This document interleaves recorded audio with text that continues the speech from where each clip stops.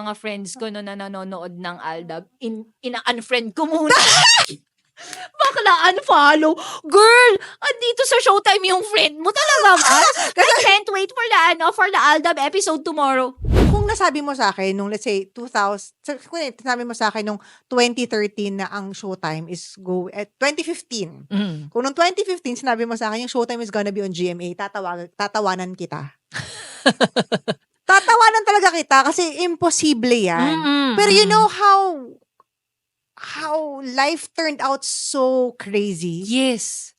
Sobra. Kasi wala naman kayong kinalaman sa away ng Itbulaga at nung tape. Wala naman. Wala talaga. Wala talaga na parang. Lapas kayo dyan eh. Nag-away sila. Ano kayong mangyayari? Paano? Correct. Paano? Tapos parang naririnig na namin yung chismis no na magti-TV5. Nasa TV5 kami. Nasa TV5 kayo? Nasa TV5 kami kasi after nung, di ba nung pandemic, so, nagkaroon kami ng partnership with A to Z. Yes. Tapos nagkaroon kami ng Kapamilya On Live. So, umi-ere kami sa YouTube. Yes. Di naman nawala yun sa Facebook. So, nakabalik yung Showtime nun kahit na pandemic. Wala kaming franchise. May umi-ere kami sa A to Z.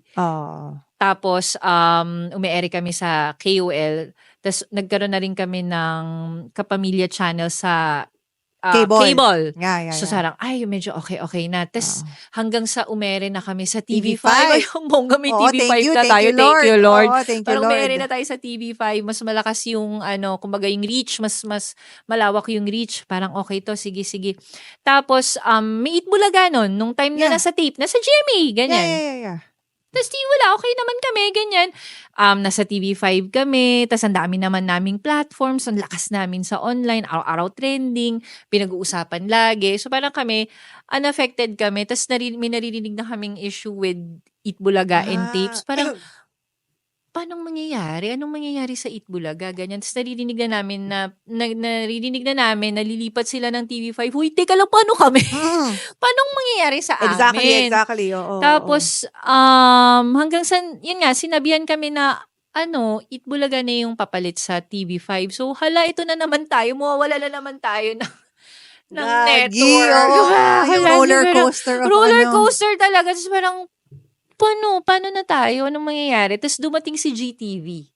Yes. GTV. Nag-GTV pa kayo nun. Nag-GTV kami. So parang, parang nagkaroon na ng partnership yung Showtime with, yung ABS with GTV na doon na nga ere yung Showtime. So sobrang happy kami noon. Tapos parang, mag-ocular na tayo sa GMA. Parang, oh my God, mapasok kami sa loob ng GMA. So parang kami, oh my God. Tapos as a service kami noon, mag-ocular kami. Kasi nga, magkakaroon ng contract signing sa loob ng GMA. Dadalhin namin lahat ng host doon. Tapos kaming mga Showtime staff, creatives, crew, in partnership with GMA crew and in partnership with all of their production staff, magma-merge. Mag-work kami together. So parang sobrang kinikilabutan ako. Yeah, I know. Even nasa for loob me. kami ng service. Kasama namin yung mga heads ng tech leads namin, kaming mga EP, BUH, may kasama kaming head writer, tapos may kasama kaming basta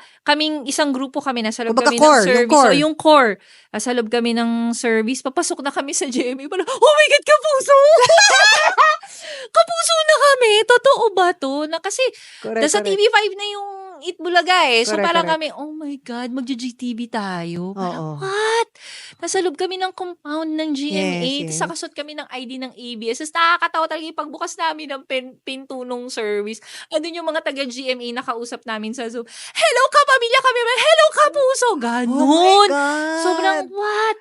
Talagang ito ang unit team. Yes. Itong totoong unit team. Mga unit team. So parang kami, oh my God, talagang partnership na siya. So parang, andito tayo sa loob ng GMA. GTV pa lang yan, yes, ha? GTV partnership pa lang. So parang pumasok kami dun sa loob ng GMA, nag-ocular kami, ganyan. Tapos pasok kami sa studio ng GMA na parang, laki ng studio nila. Mas malaki sa studio natin. Talaga?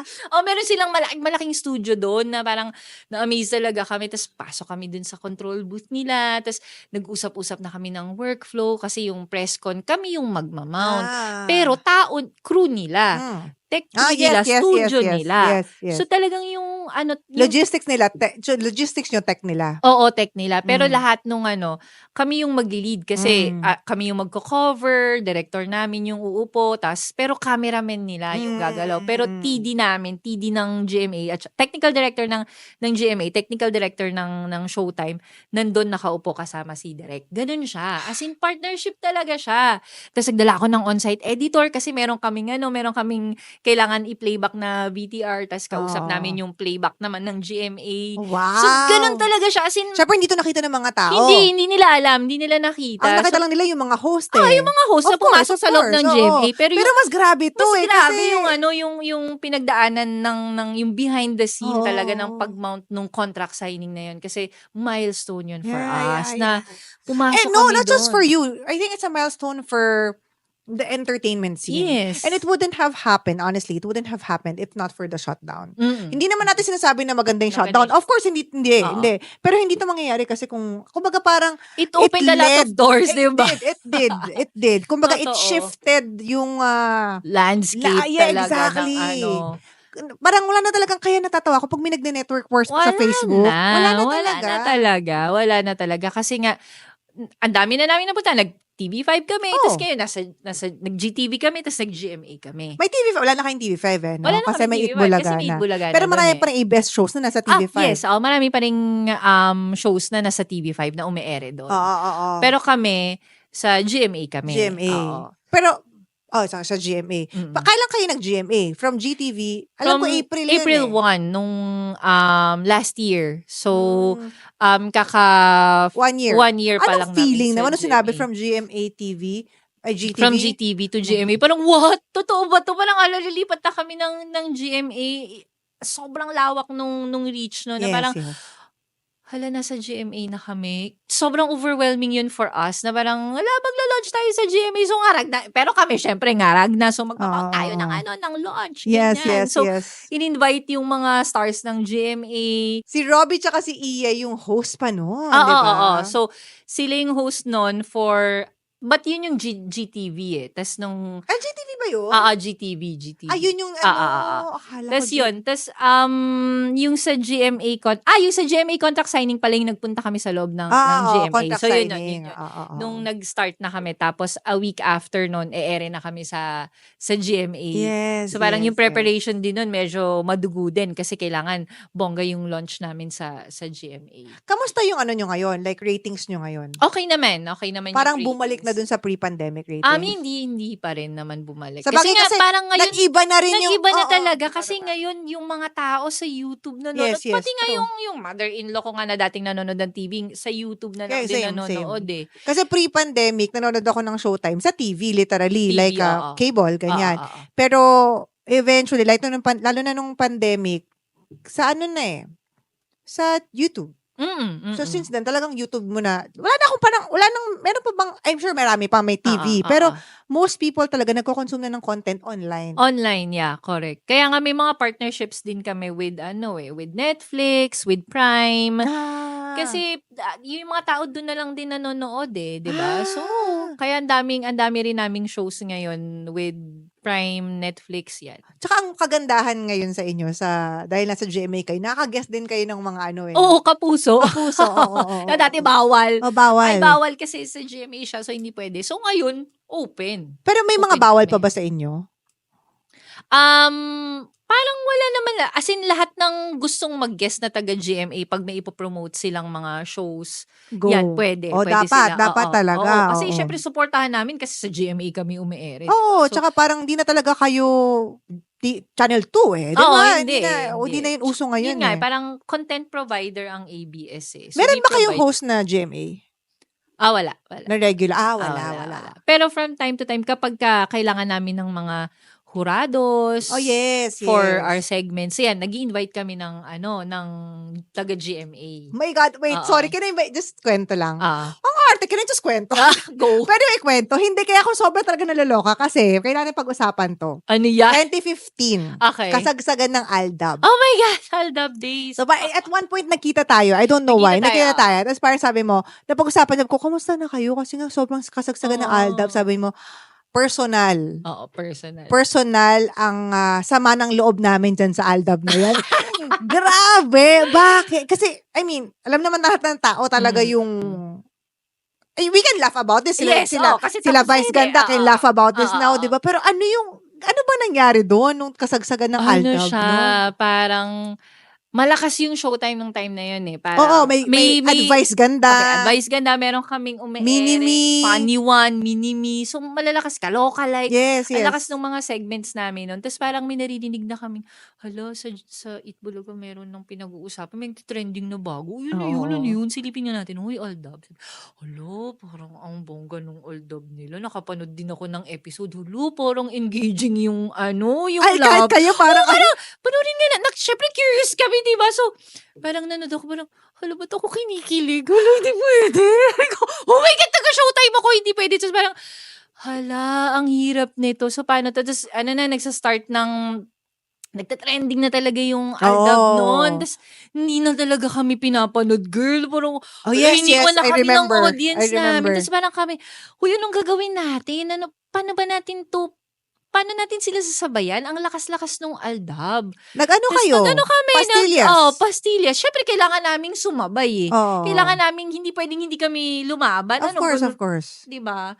Tutunga na lang kami, hindi naman pwede. Hindi pwede. Talagang iniwanan kayo, no? Kasi I remember, kami ng audience, girl. yung Totoo Showtime, yun. especially that time, 10 years ago, diba? Pang bagets talaga kayo. Mm. I mean, tapos yung Itbulaga is parang sa mga generation ng mga mami, ganyan. Yes. Pero nung nagka-Aldab kasi, kahit yung mga bata, matanda, middle class, kahit lahat. talaga, mga alta, nanonood, nanonood kilala nila talaga. yung Aldab. So parang I can just imagine, alam mo, every time nanonood ako ng, well, both naman, I would watch it nga kasi parang inoobserbahan ko, diba? Hindi naman ako fan of any.